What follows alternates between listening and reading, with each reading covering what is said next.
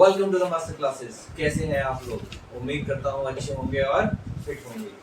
सो बच्चों, last class में हमने अपना टॉपिक कवर किया था which is issue of shares consideration other than cash. उम्मीद करता हूँ समझ आ गया होगा। आज हम बहुत इंपॉर्टेंट टॉपिक शुरू करने जा रहे हैं जो कि है forfeiture and ratio of shares. अब बच्चों, इस चैप्टर में यहाँ से लेके आखिरी तक आपको यही पढ़ना है, फॉरफीचर रेशियो, फॉरफीचर रेशियो। अलग अलग केसेस बनेंगे, अलग अलग सिचुएशंस बनेंगी, पर पढ़ना भी है और एग्जाम में भी यही है। कहीं मत जाइए, ध्यान से पढ़ना। मिलते हैं एक ब्रेक के बाद।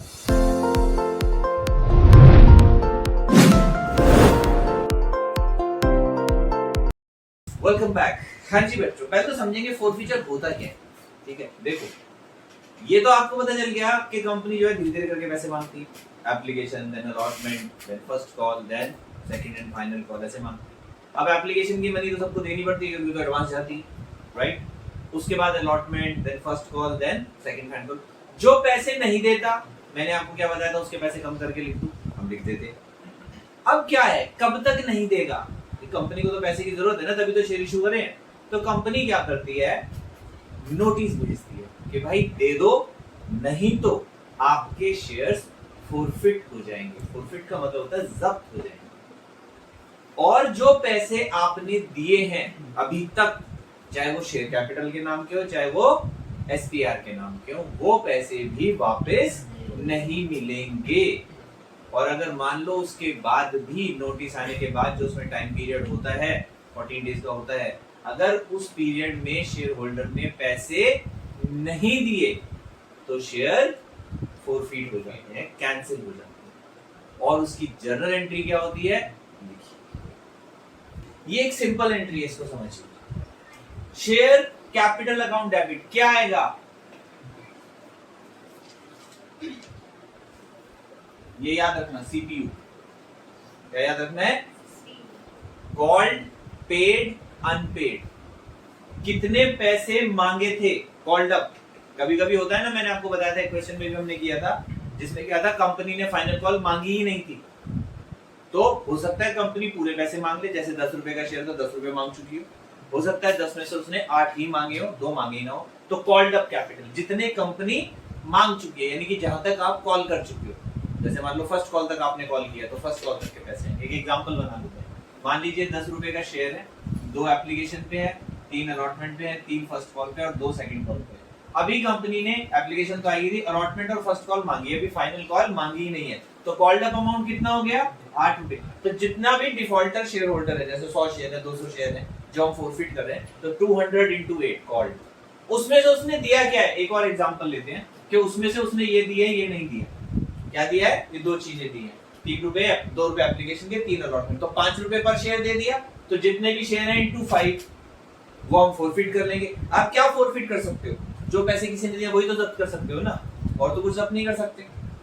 ऐसा तो नहीं ना उसके घर जाके कुछ चीजें लिया होगा, तो हम ला नहीं सकते शेयर होल्डर। बस जो उसने दे रखा है, तो दे क्या रखा उसने, ये दे रखा, दैट इज फॉरफिट, कोई फॉरफिट हो गया। क्या नहीं दिया, तो जो कॉल नहीं दी, मैंने कॉल अनपेड लिख दिया, पर जो कॉल नहीं आई स्पेसिफिकली आपको वो कॉल लिखनी है। तो क्या लिखेंगे, टू शेयर फर्स्ट कॉल, कितने, 3 रुपीस के। बात समझ में आ गई? सिंपल है, बिल्कुल सिंपल, मुश्किल है ही नहीं। उम्मीद करता हूं आपको भी समझ आ गया।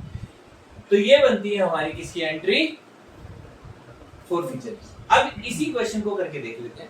मान लो उसने ये भी नहीं दिया, एक और केस बना लेते हैं। तो अब कॉल्ड अप कितने हो जाएंगे, 10 रुपए। क्या एंट्री बन जाएगी, share capital account debit.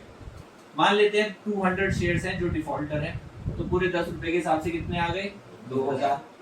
2 share forfeited account, कितने दे दिए उसने, 5 रुपए। तो 200 शेयर्स पे 5 रुपए दे दिए, 1000 हमने फॉरफिट कर लिए। क्या नहीं दिया, 2 शेयर फर्स्ट कॉल, कितने रुपए की, 3 रुपए की। और क्या नहीं दी, 2 share second and final call, वो भी नहीं दी, कितने रुपए की, 400 रुपए। बात समझ में आ गई? जो मैंने आप लोगों को बताया था कि कॉल्स इन एरियर्स नहीं लिखना है, उसका यही फायदा होता है कि हम यहाँ पे इसको अच्छे से एक्सप्लेन कर सकते हैं। अगर मान लो जब पैसे नहीं दिए और आपने डेबिट कर दिया कॉल्स इन एरियर्स को, तो यहाँ पे फिर ये दोनों नाम नहीं आएंगे, सीधा क्या आ जाएगा, कॉल्स इन एरियर्स लिखा आ जाएगा। ठीक है, but better way of presentation ये लेकिन जब क्वेश्चन में लिखा हो कॉल सिनेरियो से करनी है तो फिर कर देना, बता तो रखा है, कॉल सिनेरियोस को वहां डेबिट कर देना और फोरफीचर के टाइम पे क्रेडिट कर। बात समझ में आ गई?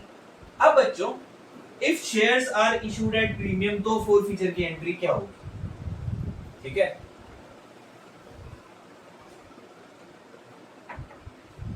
नहीं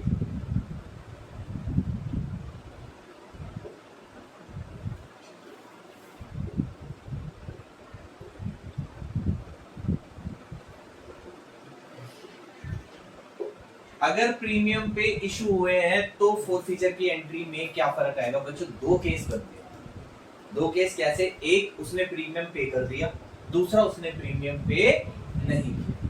ठीक है, तो हम दो केस बना देते हैं।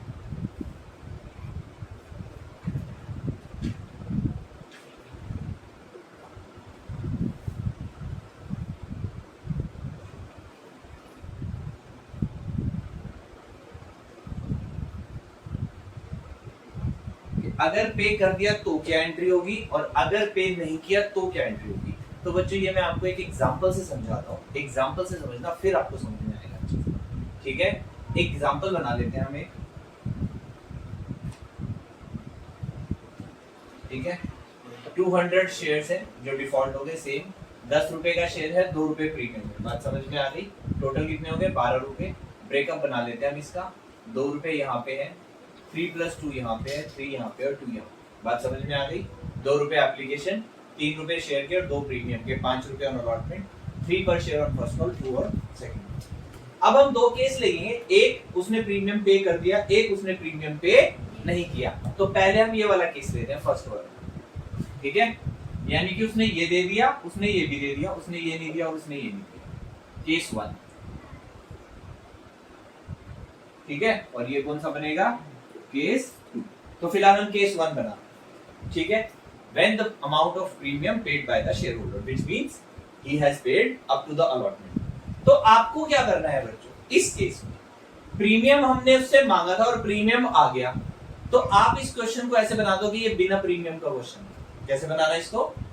ये बिना प्रीमियम का क्वेश्चन, ना इसको यहां देखो और ना इसको यहां देखो। ठीक है, तो कैसे एंट्री होगी? Share capital account debit. कितने पैसे मांग चुके हैं? शेयर के नाम के तो पूरे ही मांग चुके हैं, तो 10 रुपए हो गए हमारे कॉल्ड अप, यानी कि 2000। टू शेयर फॉरफीचर अकाउंट या फॉरफिटेड अकाउंट, कुछ भी लिख सकते हैं। उसने फर्स्ट कॉल नहीं दी और उसने सेकंड कॉल भी नहीं दी। फर्स्ट कॉल पे कितने पैसे नहीं दिए होंगे? 600 लिख देते हैं। सेकंड कॉल पे कितने नहीं दिए होंगे? 400। तो कितने दिए होंगे उसने? 1000। जब पैसे आ जाते हैं प्रीमियम के, क्या जब पैसे आ जाते हैं प्रीमियम के तो प्रीमियम को शो नहीं करते। ठीक है, if SPR paid then SPR is not to be shown in the forfeiture entry। बात समझ में आ गई? जब पैसे आ जाते हैं तो फोरफीचर को शो ही नहीं करना। इस क्वेश्चन को ऐसे बना दो कि ये फोरफीचर का है ही नहीं, कहानी हो गई खत्म, सिंपल हो गया क्वेश्चन, है ना इजी। अब आ जाते हैं केस 2। किस पे आ जाते हैं? केस 2 पे। यही लिख दूं?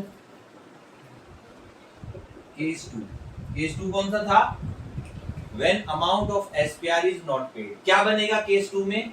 ये केस 1 है। केस 2 में यानी कि उसने एप्लीकेशन दी है, अलॉटमेंट नहीं दी, फर्स्ट कॉल भी नहीं दी और सेकंड कॉल भी नहीं दी। बात समझ में आ गई? अब कैसे एंट्री करते हैं? Share capital account debit. कितने पैसे?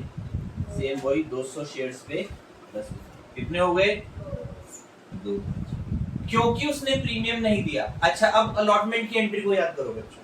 अलॉटमेंट की एंट्री क्या होती है? सबसे पहले वाली share allotment account debit to share capital to SPR, यानी कि SPR का क्रेडिट डाला था, पर क्योंकि पैसे नहीं आए तो क्या डेबिट हुआ होगा? वो नहीं हुआ होगा। पैसे आते तो डेबिट हो जाता, हम क्या एंट्री लिखते हैं, ध्यान से समझो, लॉजिक समझा रहा हूं। हम लिखते हैं शेयर अलॉटमेंट, इसमें मान लो 5 रुपए आने हैं, टू शेयर कैपिटल 3 रुपए और टू एसपीआर 2 रुपए। फिर जब बैंक आता है तो हम लिख देते हैं बैंक अकाउंट डेबिट टू, क्या लिख देते हैं, bank debit to share allotment, यही लिख देते ना, 5 रुपए 5 रुपए। अगर इसका नेट इफेक्ट निकालो तो क्या बनेगा, ये कट गया, डेबिट क्रेडिट, नेट इफेक्ट क्या आया, bank debit to share capital to SPR. क्योंकि पैसे नहीं आए तो एसपीआर हमने क्रेडिट तो डाल दिया था, अब पैसे नहीं आने पे डेबिट भी तो करना होता है, इसलिए हम यहाँ पे उसको क्या करेंगे, डेबिट करेंगे। लॉजिक समझ में आ रहा है आप लोगों को, डेबिट क्यों करते हो और यहाँ पे डेबिट क्यों नहीं करते। यहाँ पे डेबिट इसलिए नहीं करते क्योंकि ये पैसे आ गए, तो एसपीआर का हमने यहाँ जितना क्रेडिट डाला था उतने पैसे आ गए तो उसका कोई बैलेंस ही नहीं बचा। बात समझ में आ रही है। यहाँ पे क्यों डेबिट करेंगे, क्योंकि हमने जो क्रेडिट डाला था उसके अगेंस्ट में डेबिट नहीं आया तो जब कैंसिल करेंगे तो डेबिट भी करेंगे। बात समझ में आ रही है आप लोगों को, नहीं आ रही हो तो कमेंट में फिर पूछ लेना। ओके, तो अब क्या कर देंगे, एसपीआर डेबिट, कितना, 200 शेयर्स पे 2 रुपीज, कितने हो गए ये, 400, 2 शेयर फॉरफिटेड अकाउंट। अब क्या आएगा, अब शेयर अलॉटमेंट भी आएगा, शेयर फर्स्ट कॉल भी आएगा और शेयर सेकंड कॉल भी आएगा। बात समझ में आ गई। अब वही है, फर्स्ट कॉल पे कितने नहीं आए, 600, सेकंड पे कितने नहीं आए, 400, अलॉटमेंट पे कितने नहीं आए, 500। ठीक है, 3 शेयर के नाम के और 2 प्रीमियम के नाम के, और आए कितने हैं, सिर्फ 2 रुपए। तो 2 रुपए के हिसाब से कितने बन जाएंगे, कुछ गड़बड़ हो गई क्या, अच्छा 500 नहीं 1000 आएगा, 5 रुपए इंटू 200। तो आए कितने हैं हमारे पास, आए हैं सिर्फ हमारे पास 400 रुपए। लो अब मिलाओ आपका डेबिट क्रेडिट का टोटल अमाउंट आ रहा है कि नहीं आ रहा है, बताओ किसको ये समझ नहीं आया। फिर समझो, जब एसपीआर आ जाता है तो नहीं लिखते, नहीं आता तो लिखते हैं, बस यही याद रखना है। जब आ जाता है तो 4 फीचर में हम सिर्फ 5 रुपए लिखेंगे, हम प्रीमियम को एक्सक्लूड कर देंगे। जब नहीं आता तो अलॉटमेंट में हम पूरे 5 रुपए लिखेंगे इंक्लूडिंग प्रीमियम, ये याद रखना। समझ में आ गया कि नहीं आ गया।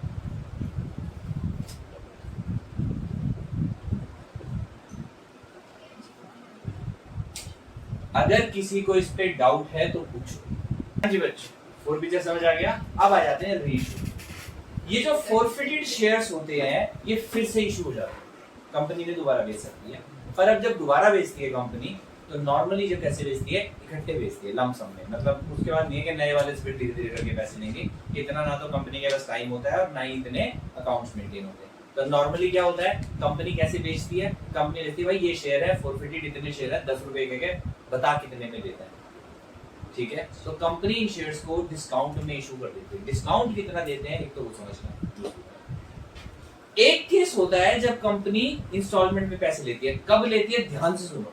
मान लो कंपनी ने अभी फर्स्ट कॉल तक ही पैसे मांगे थे, सेकंड कॉल मांगी ही नहीं थी, तो कंपनी री इशू जो है वो ऐसे कर देती है कि भाई पैसे दे दे 8 रुपए के बराबर, और 2 रुपए जब सबसे मांगेंगे तब तेरे भी मांगेंगे। ठीक है, पर अगर मान लो कंपनी पूरे पैसे मांग चुकी है और उसके बाद फुल फीचर हुआ है, तो जो शेयर्स इशू होते हैं वो हमेशा फुली पेड शेयर्स ही इशू होते हैं। बात समझ में आ गई। अब रीइशू होते कैसे हैं, कोई भी केस ले लेते हैं ऊपर। ठीक है, रीइशू, पहले तो रीइशू की एंट्री लिखो। ठीक है, एंट्री क्या आएगी, बैंक अकाउंट डेबिट, क्योंकि पैसे आ रहे हैं। ठीक है, टू शेयर कैपिटल,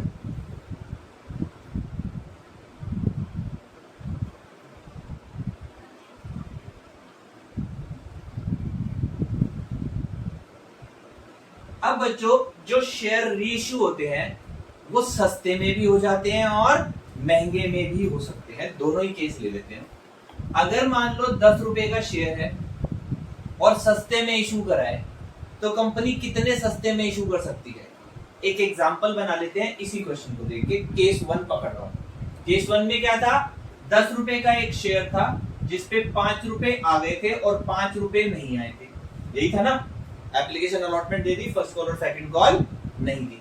तो मान लेते हैं 10 रुपए का एक शेयर है, 5 रुपए आ चुके हैं, 5 रुपए नहीं आए, तो जितने पैसे आ चुके हैं मैक्सिमम कंपनी उतना ही डिस्काउंट दे सकती है। मैक्सिमम हो सकता है ना भी दे, बट अगर डिस्काउंट दे रही है तो मैक्सिमम अमाउंट ऑफ डिस्काउंट कितना होगा, 5 रुपए। यानी कि कंपनी 5 रुपए से कम में शेयर इशू नहीं करेगी दोबारा। 6 में कर दे, 7 में कर दे, 8, 9, 10, 100 में कर दे भले ही, लेकिन 5 रुपए से कम यानी कि 4 रुपीज 99 पैसे में भी कंपनी शेयर इशू नहीं करेगी। बात समझ में आ गई। तो हम एक एग्जांपल लेते हैं कि ये वाला शेयर कंपनी ने जो रीइशू करा वो कर दिया 7 रुपीज। कितने रुपए में कर दिया? तो पर शेयर 7 रुपए तो यहां आ गए, केस 1, ठीक है। शेयर कितने का था? अब ये 3 रुपए का डिफरेंस कहां से आएगा? ये 3 रुपए का डिफरेंस बच्चों हम निकाल लेंगे कहां से? यहां से। यहां से कि जो पहले वाले ने पैसे दिए थे वहां से निकाल के डाल के शेयर के पैसे पूरे कर देते हैं। कहां से पैसे आ जाएंगे? शेयर फोरफिटेड अकाउंट से 3 रुपए, ठीक है। पर शेयर कितने शेयर का केस था ये? 200 शेयर का केस, ठीक है। यानी कि अमाउंट कितना आ गया? 1400, 600 और 2000। अब समझो जो ये 200 शेयर्स थे इस पे 5 रुपए तो पहले बंदे ने दे दिए और 7 रुपए दूसरे बंदे ने दे दिए, तो ले दे के क्या हो गया? हमारे को फायदा हो गया। कितने रुपए का? 2 रुपए पर शेयर का, यानी कि 400 रुपए का फायदा हो गया। तो वो 400 रुपए कहां चले जाएंगे? शेयर फोरफिचर अकाउंट डेबिट टू, क्या बताया था, जब भी कैपिटल प्रॉफिट होता है तो उसके लिए हम discuss, very good, capital reserve. कितने रुपए? 400। बात समझ में आ गई कि नहीं आ गई? ये 400 रुपए कैसे निकाल सकते हो? ऐसे भी निकाल सकते हो। कितने पैसे आए थे फोरफिचर में? 1000। कितने एडजस्ट हो गए रीइशू के टाइम पे? 600। कितने बच गए? 400। यहां से निकल जाता है।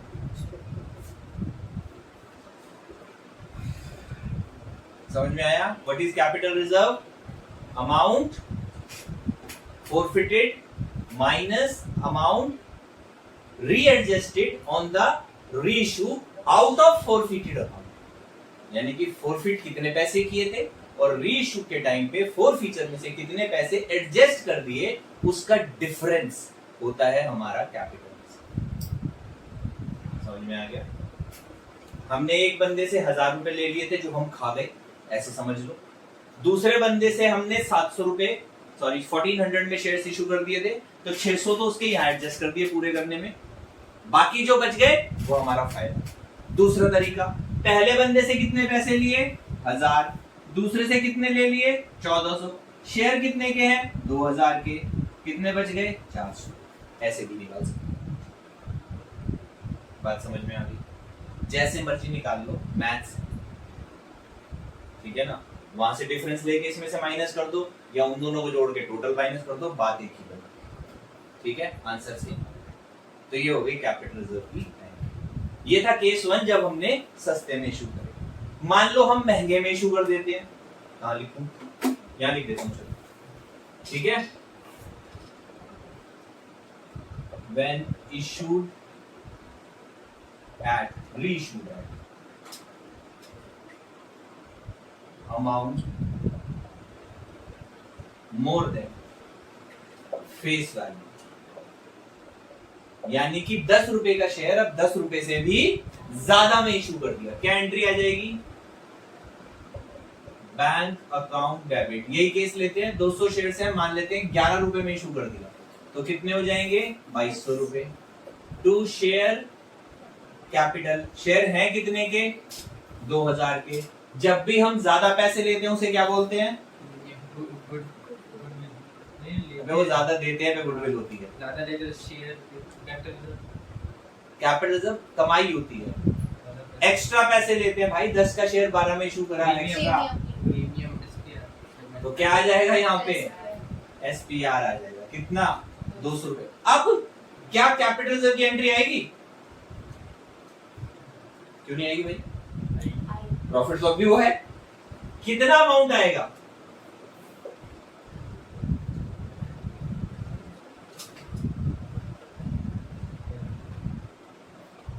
कितना अमाउंट आएगा? पहले वाले बंदे से कितने पैसे लिए? 1000। दूसरे वाले से कितने लिए? और ज्यादा। ये वाले सारे बच गए कि नहीं बच गए? सारे ही बच गए। तो सारे के सारे कैपिटल। जब भी फॉरफिटेड शेयर फेस वैल्यू से ज्यादा में रीइशू होते हैं या प्रीमियम पे रीइशू होते हैं, तो पहले वाले का सारा जब्त किया हुआ अमाउंट यानी कि फॉरफिटेड अमाउंट कहां चला जाता है? कैपिटल रिजर्व में चला जाता है। बात समझ में आ गई कि नहीं आ गई? तो कैपिटल रिजर्व भी दो तरीके से निकलता है। When shares forfeited shares are reissued at less than book value and forfeited shares reissued at more than book value। जब less than book value होता है तो डिफरेंस ले लेते हैं, more than होता है तो सारा का सारा कहां चला जाता है? कैपिटल रिजर्व में चला जाता है। अब बताओ किसी को समझ नहीं आया तो? हाँ जी बच्चों, उम्मीद करता हूँ आपको अच्छे से समझ में आ गया होगा। अगर फिर भी मन में कोई डाउट है, कोई शक है, कोई शंका है, तो आप कमेंट बॉक्स में कर सकते हैं। आज की क्लास यहीं खत्म करते हैं, मिलेंगे नेक्स्ट क्लास में प्रैक्टिकल क्वेश्चंस के साथ। Till then please take care.